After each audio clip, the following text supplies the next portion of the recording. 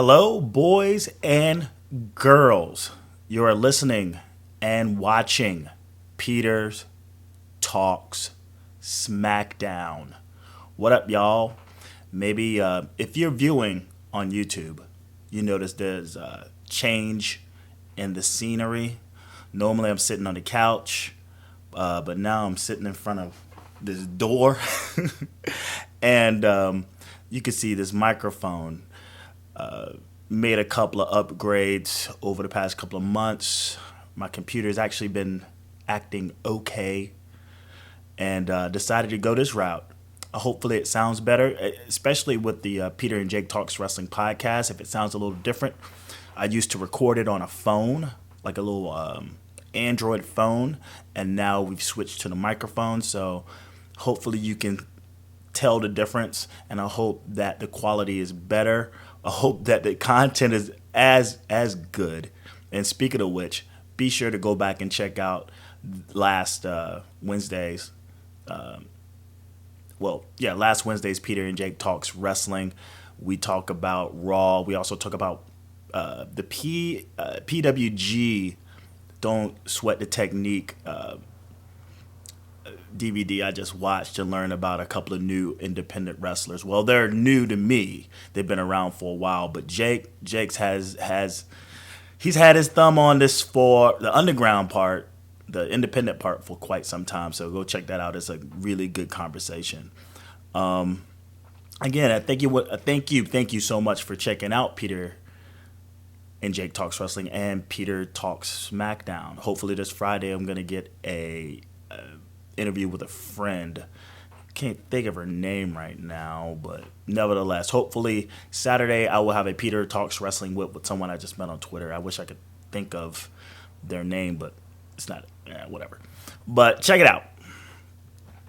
Today's Smackdown is in Portland, Oregon, and we are 1 week away. Well, 10 days away from SummerSlam.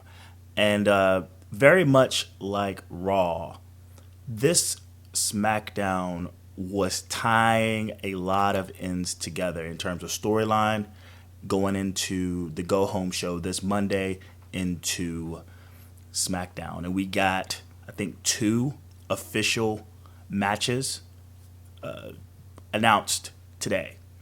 For this show, SmackDown, we got the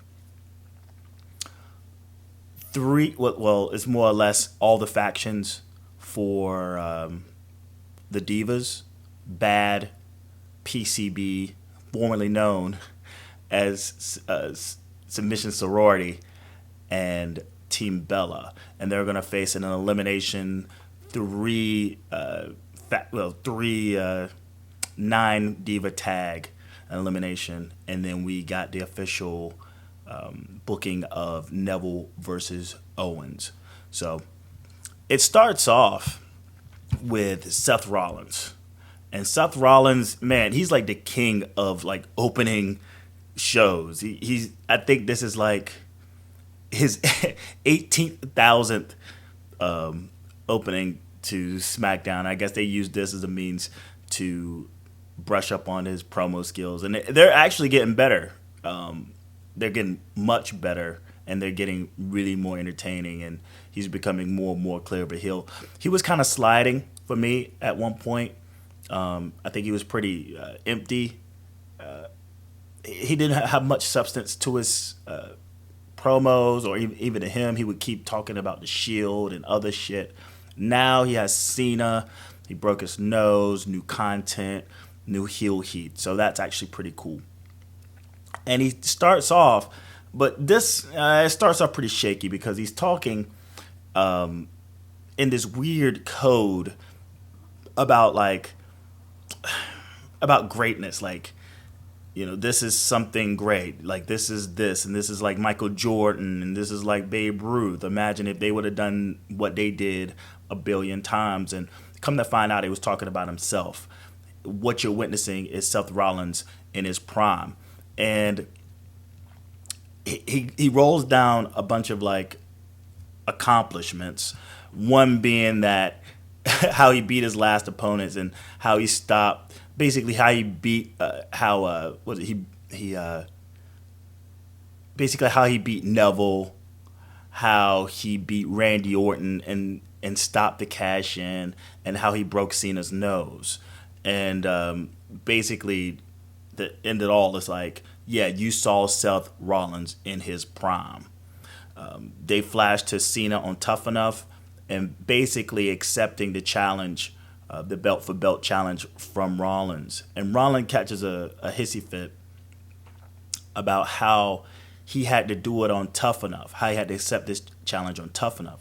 So not only did he challenge John Cena, he also dared John Cena to meet him next Monday at Raw for the go home show to accept the belt for belt challenge in his face, well, face to face.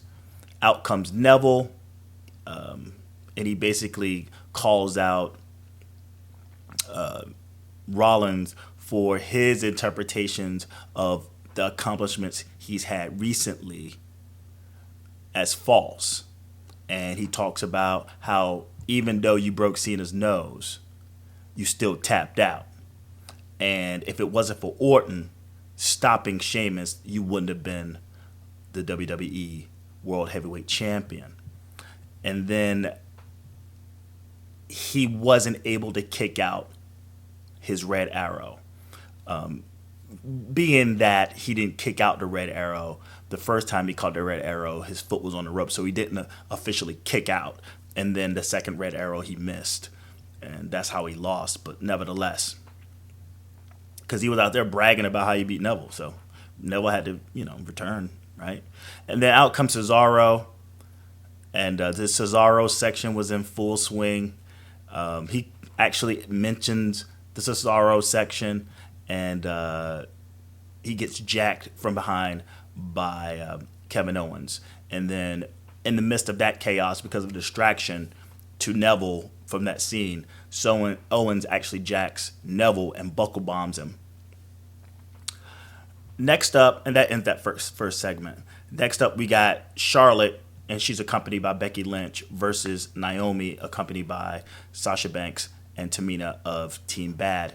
And then and there, as they're doing their intros, we find out that it's official, that we get a 3-team elimination tag team match at SummerSlam, which I think is some bullshit.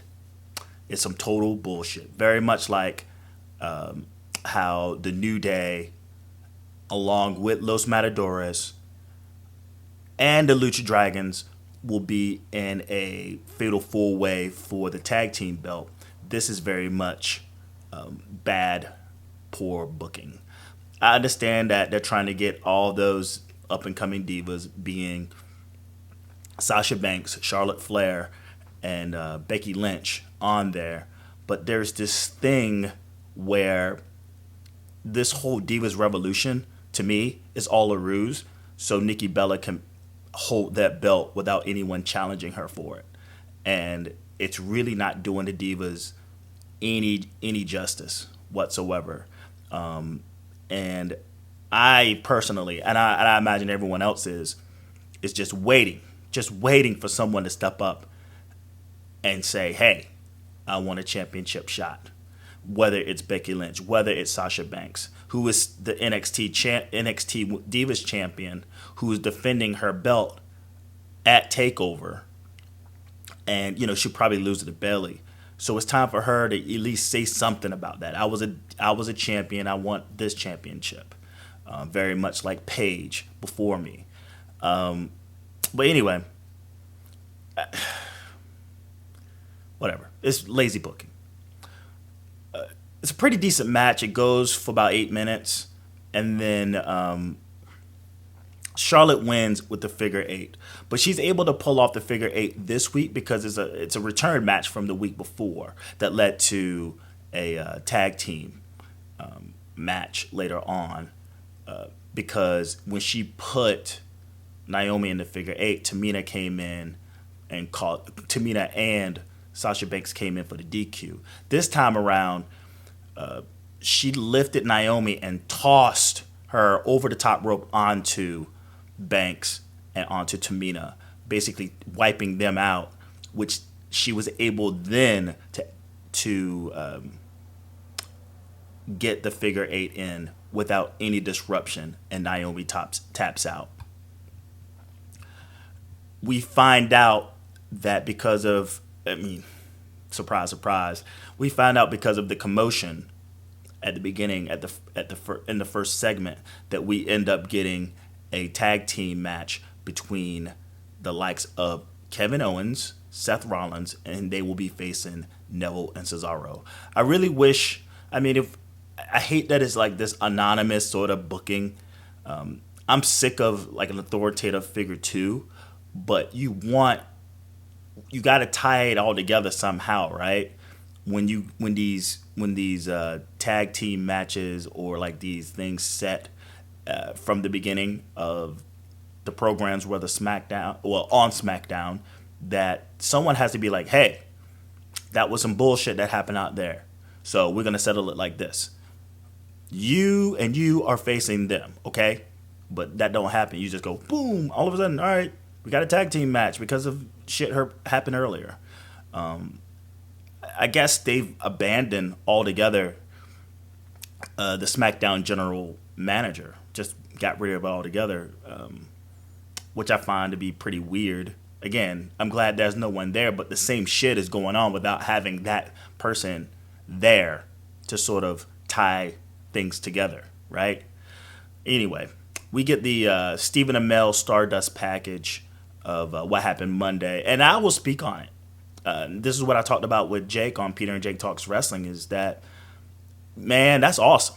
Like, Stephen Amell really showed his ass, and regardless of him not being a worker, his athletic ability that he's shown after he got mushed in the face by Stardust, him basically like jumping the barricade, which isn't like,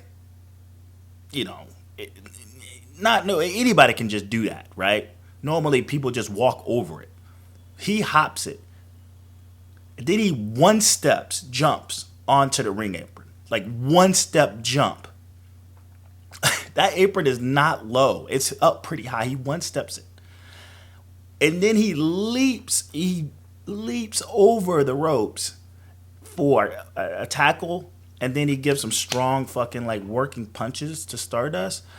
Man, that shit was impressive. Like, really impressive. And on this Solid Monster Sound Off web Facebook fan page, someone posted a picture that he posted on his Facebook and Twitter of him standing on the top rope, the top buckle. And I could only imagine what he was practicing. Maybe because he's teaming up with Neville, he gets the green, who has the red arrow. He's the green arrow, so he's going to work on his green arrow 450 splash. That would be pretty badass if that was to go down. And one dude was like, my head would explode. I'm like, you know what? It would be a collective world head explosion. It would be on CNN. It'd be on fucking Associated Press. Like, all these heads across the world have exploded. They all exploded around the same time. When Stephen Amell did a 450 fucking splash onto Stardust for the pin. Like, I'll be dead. I wouldn't be able to give you a review because I'll be dead. Because my head would have exploded. But yeah, it's worth mentioning. I'm really happy that this actually turned out okay, because I was pretty down on Stardust. I am, to a certain degree, still pretty down on the Stardust character post Dusty Rhodes' death. I would like for him to get a Cody Rhodes push at some point, but I'll put that off just to see how this turns out, and maybe it turns out for the best. Next up, we get Ryback in his babyface form post taking out The Miz and Big Show with the rub from Daniel Bryan. And he basically shoots on this staph infection. They shows the picture of his leg of him dealing with the staph infection. I didn't go online to watch because I thought it was going to be kind of like gruesome, but it still looked pretty fucking bad. It was the first time I seen it. It was almost like one leg was just swollen like a fucking balloon. It looked bad. in terms of how swollen it got. So I could only imagine getting out all that pus and blood, because it's like just bacteria and all the Z packs he had to take to bring the swelling down for him to get back. I thought it was going to be a little more. I thought it was going to be a little more, a little less of an issue. Just take some antibiotics, take some Z pack, and take a little bit of steroids, and he'd bounce right back. It was worse than I thought. It was much worse than I thought. But he basically shoots on the staph infection, and then he thanks for all the social media support and the get well responses to, I guess, the image, or just knowing that he's out, because he's really turning into like a big old baby face. His push is actually pretty decent.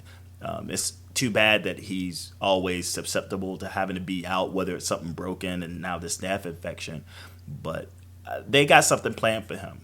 They got something planned because, yeah. In his storyline, The Big Show and Miz have been wanting him to basically forfeit the belt. But he's like, hell no, I'm back and I'm about to whoop some ass. And he talks about SummerSlam and how basically he's going to be victorious over The Big Show and The Miz. Am I interested in this? Because this is basically the rematch. It's the match that didn't happen in the prior pay-per-view. And what ruined it for me, I guess, moving forward, is that The Miz and Big Show actually had a match that Monday. And it was like 5 seconds long. So Miz's involvement in this, I would much rather just see Ryback versus Big Show, because Miz is definitely a non-factor. But I guess how they would factor him in as The Miz, a guy that they are pushing as an actor and plus a comedy. He would be part comedy, I guess, in this skit because of his new gimmick as like sort of like a A-list Hollywood guy. The only problem is it takes away the heat from the Big Show, who I guess in this situation should be heel. He should be getting all the heat, but that's sucked all out because of the Miz's involvement. But again, the WWE, they're high on the Miz they're high on the Miz, and they're high on the Miz being there just to give him something to do. So that's what we got to get. Next up, we get Luke Harper, accompanied by Bray Wyatt, versus Roman Reigns, who's accompanied by Dean Ambrose. And before the match starts, Luke Harper and Bray Wyatt, they both speak into the ring, but you have when they do the whole can heat thing, like can noise, sometimes they do it in the wrong time. And this was one of those times because it was just too much. It was too distracting to what Harper was saying and to what Bray Wyatt was saying, because normally on Raw, they don't do the can noise, and everyone's basically quiet just listening to them, which is a better effect than having people like, can noise of people basically like hissing and booing and making noise. I just thought that was a really bad call, because I don't even know what the fuck they said. I couldn't sit back and tell you 1 second what the fuck either Harper or Bray said. Maybe that was by design. They're saying a bunch of nothing anyway. And Dean Ambrose walks out, and he's like, I ain't got nothing to say. I'm just here to support my homie. My bro, the guy I love, Roman Reigns. And Roman Reigns comes out through the crowd, and I guess he's gone back to being stiff, like walking out like, don't touch me. I guess he wasn't really maybe he's tired or something, I don't know. Tired of the motherfucker. But I just hate, I thought he would keep up using the crowd as like sort of energy. Bray sits down, but on Monday he takes Byron Saxton's chair. This time he takes Phillips' chair, and that he just jacks his chair. And Phillips was like, fuck that, I don't need that chair," which is for the best. And I mean, it's a pretty decent match between Reigns and Harper, but it results in basically a brawl. You're thinking Roman Reigns is about to get the win, but in fact, he gets the Superman punch, but Bray Wyatt runs in and causes the DQ. He gets the win with the DQ, but nevertheless, you didn't get a clean finish. Again, to me, Roman Reigns, Mr. Kick, Punch, Slap, Kick, Clothesline. That's all we get, man. Maybe a slam or two. So we get out of him, man. And Luke Harper basically carried this match in terms of like just actual wrestling and holds and other things of that nature and strategy. Oh well. Well, anyway, what is it? Oh yeah, there is even a spot I think in it where I think Roman Reigns has basically got the advantage over Harper, and he has him in the ropes, and the ref is doing the count. He refuses to get off of Harper, and the ref kind of holds Reigns. He like grabs him, holds him back, and Luke Harper uses that as an opportunity to super kick Reigns. I thought it was pretty funny. But a brawl ensues after the DQ, which results in the Wyatts getting dumped into the stands over the barricade by both Roman Reigns and Dean Ambrose, which I like to call the Ild moving forward. The Ild, no S and H, because there's, it's the Shield, but without Seth Rollins, so call him the Ild. And they stand tall. They go in the ring and they stand tall, and that ends that. Again, their match at SummerSlam is their tag team, and I'm still waiting for Dean Ambrose. He cut his facial hair, so okay, I get it. Maybe he's not gonna have the beard, but he's damn sure joining the Wyatts. As much as they've been focusing on this bromance between Dean Ambrose and Roman Reigns, hopefully when, and I'm saying when, Ambrose finally turns, just finally fucking turns, we'll see an angry Roman Reigns, a pissed off Roman Reigns. Like finally, he's going to be emotional about something. More than his fucking kid. More than him losing his belt opportunity at WrestleMania due to Seth Rollins. Speaking of Seth Rollins, how about him hitting Roman Reigns first with the fucking chair? So maybe it's going to take Dean Ambrose to break their little bromance to where he actually gets mad. And we'll see. We get Sheamus in the back with some jabroni. I don't even know the name of that new guy in the back holding the microphone. I'm just going to call him Jabroni. How about that? So he's in the back with Jabroni, and he's talking about how he's pissed off about his failed cash-in. And he shoots on Orton, and then he speaks about actually cashing in on Seth Rollins. Like, finally, we get some attention towards the fact that he has his eye on the WWE World Heavyweight Championship. That's one of the biggest grievances I've had since he's had that briefcase, that there's has been nothing in sight saying that he was going to actually cash in. So finally, since last Raw, which was a fucking awkward cash in, failed attempt to cash in, now he's fixated on it. So, okay, you got this fight with Cena, and maybe because Orton's going to win, Orton has to win, and maybe we'll get a cash in. Now, whether it's successful or not, both Cena, or if Cena wins or not, there's definitely going to be tension in the air because both of them can be pretty brutalized, and there's a possibility that we will get a Sheamus cash in, a la Seth Rollins at WrestleMania. Maybe we get like a triple threat. Maybe it becomes a triple threat, or maybe he just attacks whoever wins. My prediction is still up in the air. I like to think that Cena is going to win, but it's still a little in the air. So depending on who wins, that's who, and beaten up, that's who Sheamus is going to cash in on. It's 4 hours long. SummerSlam's 4 hours long, so I don't see why not. We get a New Day versus the Primetime Players. When I saw it go down, I was like, okay, why is this happening? But it turns out that the New Day will consist this match of Big E and Xavier Wood, and it's a pretty decent match, I guess. My hopes are so high on the New Day actually winning the belts, but I doubt that happens. The primetime players are going to retain. That's my prediction. Going into this bad booking of the tag team division right now.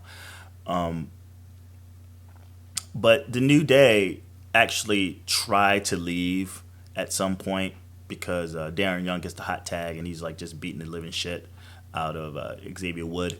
They gather themselves, they try to leave, but they get stopped by Los Matadores and the Lucha Dragons.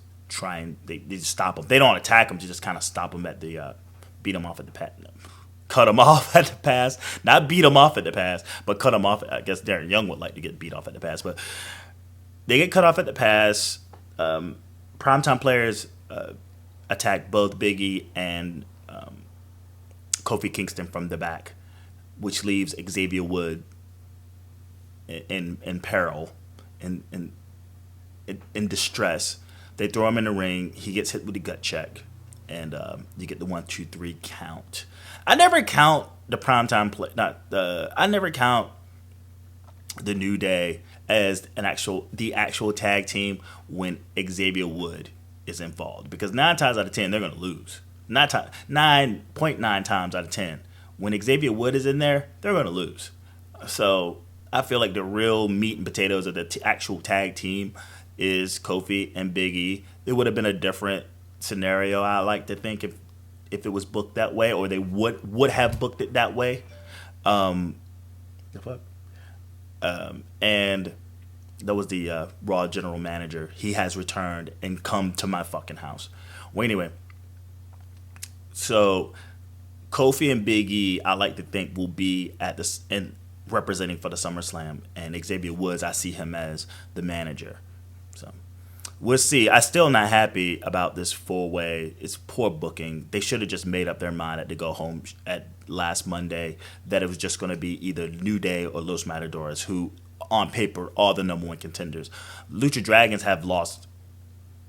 I don't think they've won in any of the mixed matchups within this tag team division. So they're thrown in. It's like they don't even deserve to be there. They should have just had the New Day versus Los Matadores for a definite number 1 contender going in to SummerSlam. And then they do the shoot on the go home show. And speaking of which, sorry to go back, but I don't see Roman Reigns, Dean Ambrose, or the Wyatts on next week's Raw. It'd be hard for me to see that they're going to come out. That moment looked like their blow-off moment going into SummerSlam. Next week, you got the return of Cena. Next Monday, you got the return of Cena, and you have the return of Brock and The Undertaker. So that's not going to leave a lot of space. What we saw from that brawl, from that feud that's going on with the Ild and the Wyatts, that's what we're going to get. If anything, we'll probably just get like something. I don't know, but I think that was the blow off. And to go back to the primetime players, we probably won't see them at all either, or with the New Day. The New Day will probably show up talking shit, but I don't even see that happening. So those were 2 blow-offs back to back. I think that will lead into maybe next Thursday, but not Raw. It was something else I wanted to say. Yeah, it bothered me at the end of this match that Los Matadores and the Lucha Dragons were standing in the ring with the primetime players. In the back, too. I was sitting back waiting for them to jump them. Because it's like, obviously, the tag team babyfaces champions are the New Day. Are the primetime players. I mean, Los Matadores wants the belt. The Lucha Dragons want the belt. Why they're in the ring almost to the point of celebrating with the primetime players because the New Day got their comeuppance. I thought it was pretty weird, and I was just waiting for them to just jump the New Day. I mean, jump the primetime players, but it didn't happen. I thought it was pretty weak, like extremely weak. Good job, WWE. We get the Brock versus Taker package that they showed on last week's Raw, last Monday's Raw, and we find out that both the Taker and Brock Lesnar will be at the Go Home show, which is not going to leave a lot of space for, again, the Wyatts, Ild, and the tag team division. But we'll probably get a lot of Diva shit because, it's the Divas Revolution. Neville, the main event, Neville and Cesaro versus Kevin Owens and Seth Rollins from a result of what happened earlier at the beginning of the show. Because I watched this show. We find out then and there, as they're coming in, that it is official that there will be a match with Kevin Owens and Cesaro. I hope it. I guess over the past couple of weeks I've been talking about it. It hasn't been. It wasn't official yet, but I was waiting for them to sort of make it an Iron Man match because it's going to be a 4-hour show. It still has the potential to be like an Iron Man match, like a 1-hour match between Cesaro and Owens. Brooklyn would love it. I mean, I would love it and go crazy. It'd be tough to do a live reactions to, definitely, but I would just probably focus on the end of it. It's not that I'm hoping for it. It's just maybe it'll happen, and I wouldn't get mad at it whatsoever. Those two dudes work their asses off.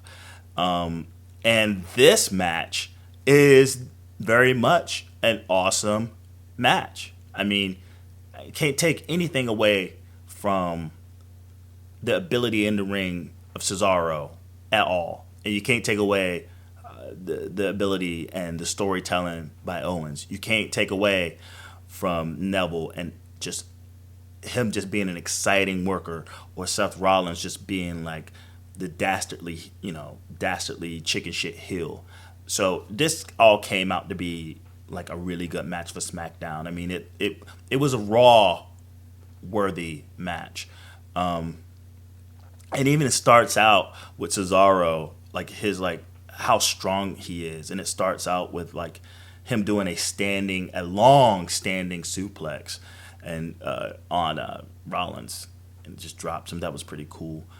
We get a "This is awesome" chant. I normally roll my eyes, but it was at the whole "This is awesome" chant, but it was well deserved because, especially to be a SmackDown match, they gave it their all. You get a sweet hot tag to Cesaro, and he tosses Rollins onto Owens. He tries to, outside the ring, but Owens moves, and then he does like a suicide dive at both of them, and Owens moves again because he's just ain't got time for all that shenanigans. But as he moves out of the way of the suicide dive, I thought there would be like a little tension between him and Rollins because of that. Like, dude, what the fuck are you doing? But because Owens is all about self when it comes to getting hurt. Now, he entered the ring several times to break counts and even how the match ended. But after he moves out the way, Neville hits him with like a spinning dive out the ring. He fucking clocks Owen, which results in the "This is awesome" chants. And then when Cesaro and Rollins gets back into the ring, Cesaro's hit with a buckle bomb, and then he's about to be put in pedigree. But for some fucking, I don't know how Cesaro did it, but he reverses it into the sharpshooter. You got to go back and watch it. It's pretty fucking amazing. But he reverses it into a sharpshooter. And as he has the sharpshooter applied, Owens comes in. And he ends up in a sharpshooter. It's just like he kind of just puts his ass down to prevent from getting attacked. And then he puts him in the sharpshooter, about to put him in the sharpshooter. And mid sharpshooter, Seth Rollins rolls up Cesaro, the roll up with the handful of tights for the win. And this wasn't canned noise, I guarantee you, but it was like this collective gasp by the crowd. Like, what the fuck? Because Cesaro, man, he just got it. He got it. And I guess everyone, the Cesaro section, that's what we're dealing with. And they all just was like really pissed because it would have been cool to at least get Cesaro a pin on Rollins, just for for the sake of him pinning the champion. That would have been cool, but I guess it all turned out all right. Seth Rollins doesn't look like a fucking chump, which our champions shouldn't look like chumps by getting pinned all the fucking time. He just tapped out to Cena, but I know how cool it would have looked, but if he wouldn't have tapped out to Cena, I think I would have been more upset that Cesaro wouldn't have gotten the pin. But hey, again, he's the WWE World Heavyweight Champion. He can't just be losing and tapping out to every fucking body like he got the Money in the Bank briefcase or some shit. But after the pin, Owens going in for seconds. He's picking the bones. He's a jerk. He's like, fuck you, Cesaro. I'm going to just stomp a mud hole in you. Which results, we did get a big swing, which that kind of sucked. When you see him get them down, he goes for the sharpshooter rather than the big swing. It would have been nice to get a big swing tonight. But it results in him basically picking Owens up in like a reverse backbreaker. Owens is facing the other way. And he just stands his ass up. But then he falls forward, dropping Owens for Neville to apply the red arrow. And then when he hits the red arrow, because Kevin Owens has this like belly, the visual of him splashing and then him like literally bouncing like a good 5 inches off of Kevin Owens' belly was really funny to me. Yeah, because it's like you take Neville, who's a little guy and he's pretty fit, and you take Kevin Owens, he has this big old belly, and it's almost as if when he hit it, seriously, he bounced off. It's like straight kayfabe, like just bounced right off of him. I thought it was pretty funny. And then both Neville and Cesaro stand tall, and that concludes SmackDown. Again, this Monday, you got the return of Brock Lesnar and Taker, and then we have the return of John Cena. So I'm looking forward to that. Again, this show was pretty decent, and I hope you enjoyed the review. Be sure to follow me on Twitter, PJTW Central. All right? And be sure to bookmark pjtwcentral.com. Hit the subscription button below. It's on, I don't know what side it is, but it's down there if you're on YouTube. If you're on SoundCloud, like and also subscribe to the SoundCloud page.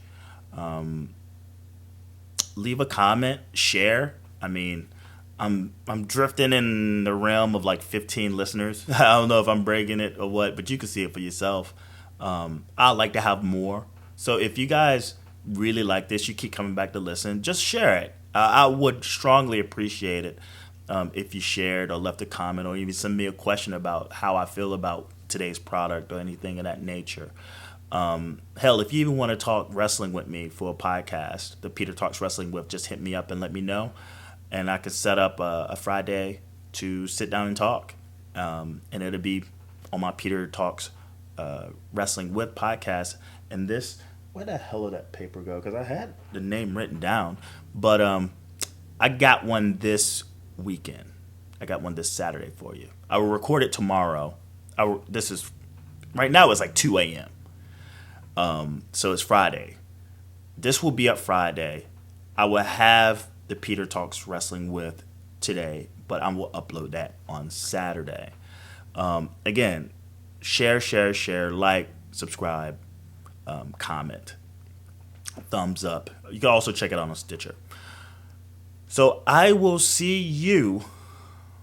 Well, you will hear from me this Saturday, and then we got Peter's Raw recap. Enjoy your weekend. Get some football in there. It's preseason. I know it's preseason, but it's still football. So everyone have a good old weekend, and I will see you. Well, you'll hear from me Saturday, and you will see me Monday. Peace.